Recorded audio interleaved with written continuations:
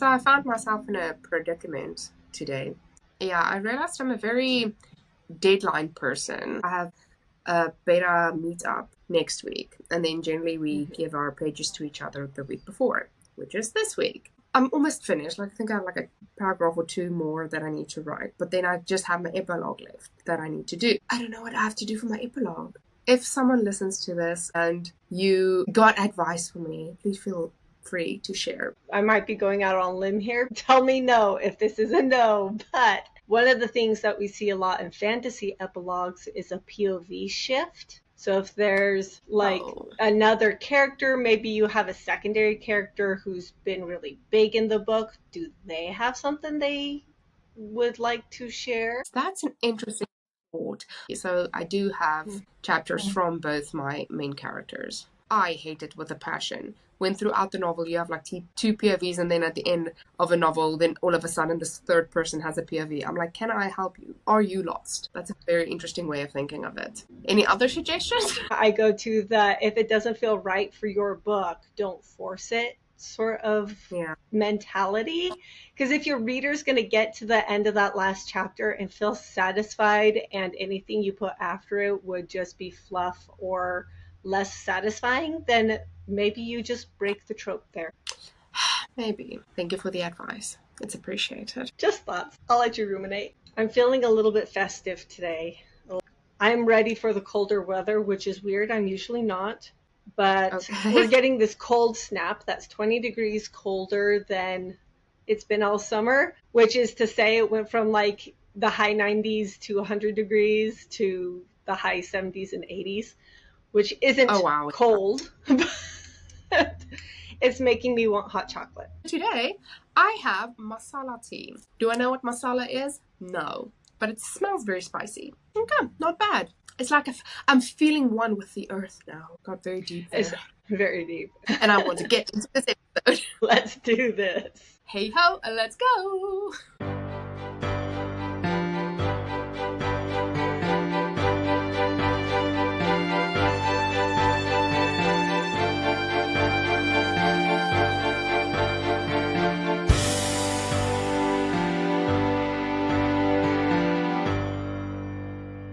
Welcome to Tea and Tales. We are so happy to have you here. I'm Madeline Ainau. And I'm Sarah Sampson.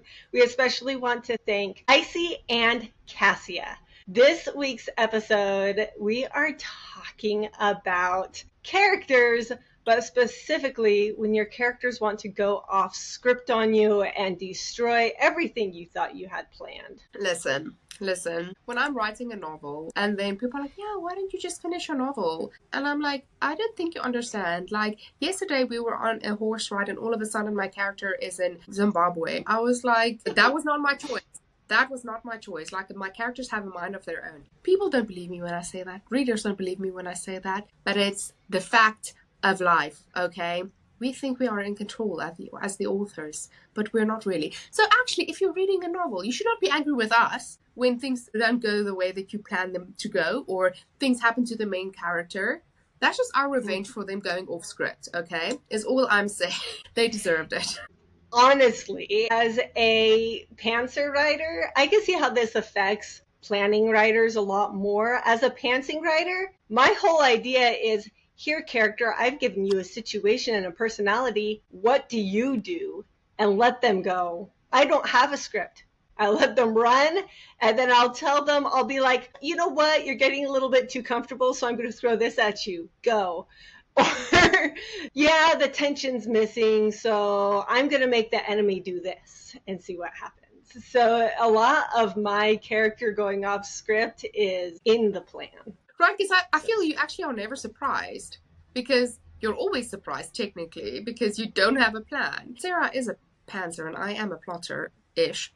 And so I was like, okay, how do you vibe with this? Because you're probably just like, oh yeah, this is an everyday thing. Like, this is not like weird at all. Now, having said that though, by like chapter 4 or 5, I've kind of figured out where the trajectory is for the story. When they start doing things that don't match that trajectory, that's when I start to have trouble with my characters and what they decide to do. There is some times when I'm like, okay, we got to get ourselves back together. dude. And the biggest problem that pantsing characters have with this is you can let your character wander too far to where you no longer have a story. And one of the things that I find happens to me a lot is I will get invested in a different character that I've introduced, and I want to change my POV or change to their side of the story, which doesn't lead towards what my main character is doing, and that does cause issues that I have to address. Some friction between you and your character. Absolutely. Do you know the amount of interventions that I've had with my main characters? I will say this, okay. I'm not a fan of my characters going haywire on me, but I do welcome it sometimes. Listen to me, characters. Sometimes. I'm not at all like Ariana, where she has like spreadsheets and like Pinterest boards and I don't know what type of other things that she has, like all planned out chapter by chapter, scene by scene, note by note. Literally, like, I'm not like that at all. Like, I have a story in my mind. I'm like, okay, this is kind of the general storyline that goes. Here are the climatic points in the story, and then this is how it's going to end. And then I have my characters, and I'm like, okay, I know, like, how old they are, what the jobs they're doing. I kind of know what type of personalities they have. I know what their objectives are, what their tactics are, and what their obstacles are. Like, the main type of, like, general things that you kind of need to know about a character. And then as I start writing, then I will get a little bit more detail about them. So then I'm like, okay, they like green tea, or I would be like, oh, they love running. I have found that when my characters do tend to go off script, I learn something new about them that I didn't know before. And it's the weirdest thing ever. Like, even me as a writer, I don't understand how my brain works. I really don't sometimes, because I will be sitting here and I'm like, how did I just finish this chapter? I have no idea what just happened. It's like you go into this whole different world where you're just like so focused on like your writing and your story, and you're so into the story that it's basically like a movie like playing out in front of you. And so I think that is the only exception that I give my characters for going off script, is for them to tell me something about themselves that I didn't know before. So I kind of do like that. Which for me is a very consistent feeling, because I don't know my characters when I get started half the time, and I discover them as I go.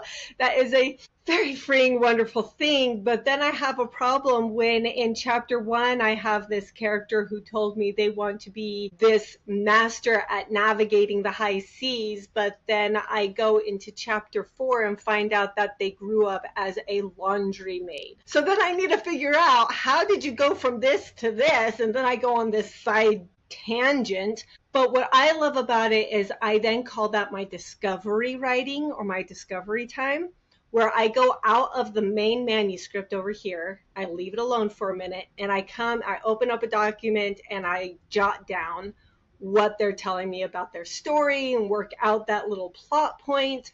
Or I'll just, throughout the day while I'm doing things, I'll think about them and their plot points and develop their story in my head, even if it's not on paper. And then when I go back to the story and continue writing, I can then sprinkle in the bits that I discovered over here that make it all make sense. Or maybe my discovery tells me, actually, that was just your brain forgetting what you had told the character and recreating a totally new character. So let's just adjust, rewrite, edit this part that is inconsistent, and go forward. I love that idea that you have of like writing on a different document. That is so cool. And I actually got myself a screen, so now I can connect it to my laptop, which means I technically do have 2 screens, which is so helpful when you are writing. That would be actually like such a smart way, because you will be writing your novel like on the screen in front of you, but then you can have like a document on the side to be like, ooh, okay, this character is doing this, go to this document and like just quickly work out something there, or do a little synopsis of like their character or something like that. Like, I love that. That is such a Smart idea. Every day I need to learn something new. Look at this. I love this quote that you found about characters because it just says so succinctly why going off script is not a bad thing. You found this off of twain.com. I love it because when I was Googling what other writers say about their characters going off script, like the majority of the times it was like actors going off script. And I was just like, yes, but also no, because that's not what we are vibing with right now. So I did appreciate this article because it went into well, it was really about an author writing their novels. And so this person said, so when ideas seem to appear out of the blue, when characters do things I hadn't planned, or they say things which go way off script, I have to take note. Chances are these surprises come from my subconscious mind and are solutions to problems I'm not yet fully conscious of in the story. Which immediately made so much sense to me because I think so many times writers are like, oh, I have writer's block, like my characters are not working with me, my story is not working with me, I don't know what to write next. And I love this because maybe you are having that mind block. Maybe your character is going off script because you are stuck in a situation and your mind is trying to like find new ideas or come up with a solution for you. And so that is like a way for you to embrace it then. I don't even know if I can articulate any better than that quote articulates this whole idea, because when our characters want to tell us something, they don't have any other way to do it except for whatever words our mind is putting down to go somewhere we weren't consciously thinking the story should go. And I love how it equates it to that subconscious mind, because yes, characters go off script. I do understand. I do know. My characters are in my own head. I'm not writing nonfiction prescriptive narrative or something. My characters aren't real people. But sometimes my brain is working on problems that I'm not aware that it's working on. And so if I try too hard to let that conscious mind control everything and yell at my subconscious for putting something in I wasn't expecting, I'm going to miss things. I might end up in a roadblock, a writer's block, some other something, because I didn't listen. I didn't let the story tell itself the way that it wants instead of the way that I think it needs to go. We can be our own worst enemies as writers by thinking we know what's supposed to happen when our subconscious is back here going, you're ignoring me. Yeah. And I think at the end of the day, you should just think about, if my character goes off script, does it make my story better or worse? And then I think you should take what Sarah said and be like, it won't be worse unless they go like way off the script and go into a whole different like setting and genre, and then you're just like, maybe reel it back, people. Like, no, we are totally not what's happening right now. When it does make it worse, you will know that it's made it worse. You will have clarity on that. It's not like every little detour is a problem. But when it does become a problem, it will be blatantly clear to the story that it's a problem because you write yourself into a dead end, or you've written yourself into something completely different than what you started with, and you go, let's pull that idea for a different novel. Go back 2 chapters and start again, do a different what if, and start again, go a different way. I feel, and I can't give a percentage because I've never studied it, a lot of times for me, it does make it better. For example, when I decided that my latest manuscript started in the wrong place, I needed to back up, and I wrote 2 whole chapters before what used to be my first chapter. And surprise, surprise, in that second chapter, a character that I had never written before because I wasn't exactly sure how she fit in the story became key in that chapter and did something that increased the tension. It increased the main character's stakes. It increased everything in a way that made my alpha readers go, whoa, where is that going? Keep your eye on this. Main character is going to struggle with this. And it really has made the beginning chapters of this book that I was hating a lot become something that was amazing. And now I love those chapters. So you have to allow it to make it better when you're not expecting it. This is me finger snapping because I 100% agree with that. And the same thing happened in my novel because I'm generally very adamant about having my two main characters not have kids. I'm like, no, like stepmom's vibes does not work for me. I'm like, thank you, but no, thank you. And so I started off this novel, and it was this single woman and the single man, and they were doing their thing. All of a sudden, Mr. Sir over here has a daughter. I was like, pardon, where are you coming from, first of all? And second of all, are you lost? Like, what can I help you? Like, what is happening right now? It was my characters trying to tell me that they needed that person to tell their story as well. It sounds stupid or weird because you're like, no, but these are the two main characters. So through their actions and their dialogues, you should be able to follow their story and follow their love story. But sometimes you do need a side character or a small character to just give that extra boost to your dialogue or boost to your scene, because I think also sometimes it can get so redundant when you just have like the dialogue between the two main characters and you're like, oh my gosh, okay, like can we just get some fresh meat in here, like what is happening right now? So then to either have a different character come in and explain a situation, or have a different character come in and have them see the relationship between the two, can give you and the reader such a different perspective for your storyline, for your characters that you're trying to show them. Through your show versus tell scenario as a writer, you balance those two because you want to show the reader who your character is and you also want to tell them. But if they can see that character from a different person's perspective, that is also such a different mind-blowing experience that you have. Yes, we've talked about characters going off script and how sometimes it can be good, sometimes it can be bad, and if it's bad, it can write you into a corner or into a writer's block. But I've also seen the opposite happen where plotters get so frustrated that something's gone off track that they can't develop it and roll it in with the rest of their story, which also ends up a block. And I've not seen it so much with pantsers because we're just flying by the seat of our pants anyway. And so we're just going to see where it goes. And if it doesn't work out, well, I'll just throw out those 3 chapters and start all over again. It's fine. I know that's going to happen. But a lot of the planners that I know struggle with that. So I want to talk a little bit about Ariana. We mentioned her once already in this episode where she plans a lot. And I love it when we get together in one of our meetings and she goes, so guess what happened this week? I had a breakthrough. And almost always her breakthrough is because somebody went off script. Something happened she wasn't expecting that fixed something else she'd already planned. And she went with it. And she talks about how it enriched her story because she lets the characters have a personality. So when they reveal something she hadn't planned, she's already open-minded enough to understand that it is a living character and to roll it into them and go with it.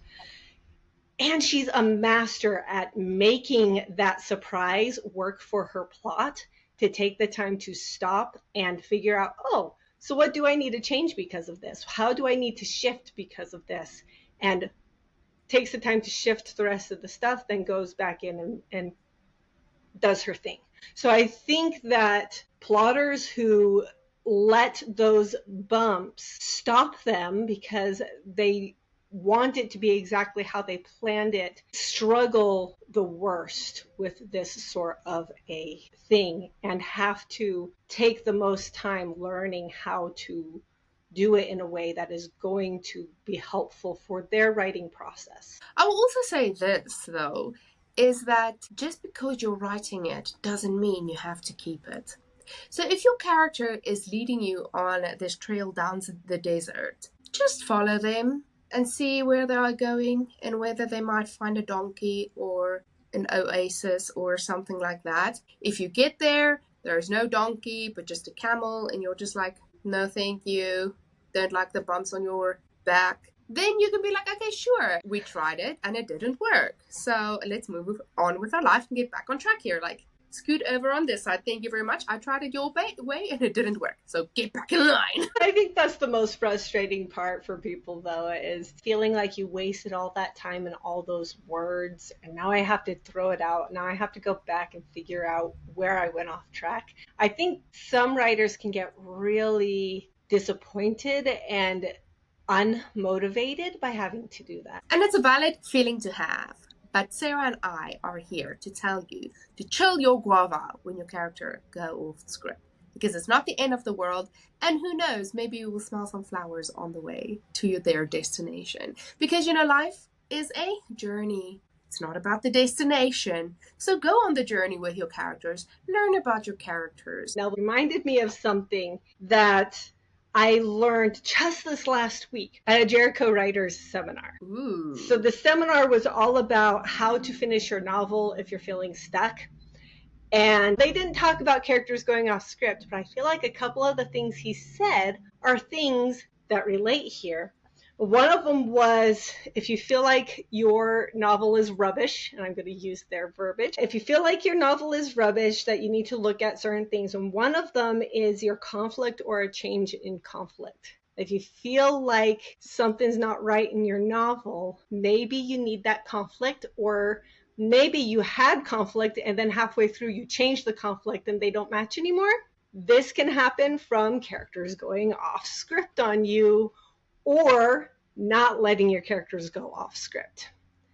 So think back on those points of conflict and which one is it? Did my character actually want to go another way and I wouldn't let them?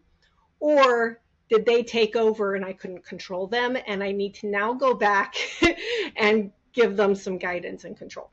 But then another thing that they said is that it could feel this way because there is a major flaw. Ooh. Now, this could be a flaw in your planning, that it's not zingy, it's not essential, you don't have the newness feeling to it because you're just following some prescription that somebody else has put out. One of the things I thought of when they did that was, if I let my characters take me somewhere I don't know, it's going to become new. It can become more zingy, more fresh, because I let my characters teach me something, or my characters made me go research something that I did not know about, that I can now pull into my novel to bring in that fresh perspective. I will also add to that is that sometimes when you write your characters, they can feel flat or like two-dimensional. And so for you, if you actually let them go off script, if you actually allow them to show you who they are, that will bring in that third dimensional craving that readers have to get to know your character. And I know that we've talked a lot about this in the idea of the fiction realm, but I have also heard my nonfiction writers talk about this, especially if they're writing prescriptive narrative or something where they think their story is going in a certain way and that their point is a certain thing. But as they write it, as they write out a factual story, they realize there are points of information that they neglected or something that they left out of their chapter outline. And they realize that it was important and they had forgotten about it, or they hadn't considered it as an option.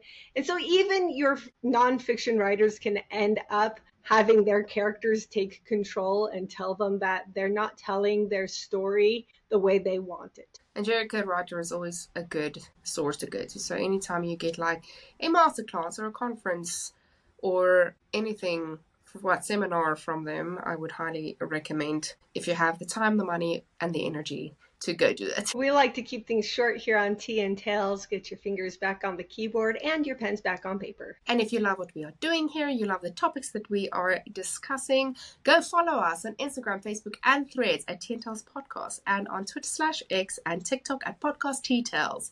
And go share some advice that you have followed or you have learned to either go along with your characters as they go off script, or how to chill your guava while they are doing what they are doing.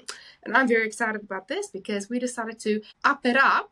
So if you want to help us to go up, up, up, it's a moment, together we're glowing, we're gonna be golden, then You should go to that purple icon on your device and go share and like and all those lovely other things. Happy writing. Bye.